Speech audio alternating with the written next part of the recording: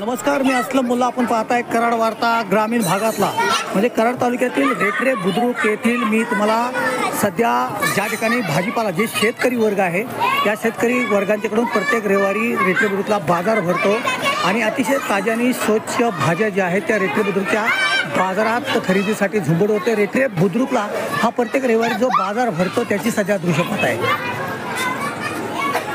स्वतः शेतकरी शेतात भाजीपाला पिकवतो आणि तो थेट बाजारात आणतो. त्याची दृश्ये जी आहेत ती रेठरे बुद्रुक येथून आपण पाहत आहे. मोठ्या प्रमाणात नागरिकसुद्धा या ठिकाणी खरेदीसाठी येत असतात. त्यामुळे हा जो बाजार आहे ते या बाजाराची व्याप्ती जी आहे ते दिवसेंदिवस सध्या वाढत चालली आहे. रेठरे बुद्रुक येथून आपण ही दृश्य पाहत आहे. प्रत्येक रविवारी हा ग्रामीण भागातला रेठरे बुद्रुकचा बाजार आहे तो रविवारी भरतो आणि अशा प्रकारे इकडे विविध भाज्या खरेदी करण्यासाठी नागरिकांची जी आहे ते झुंबड उडते.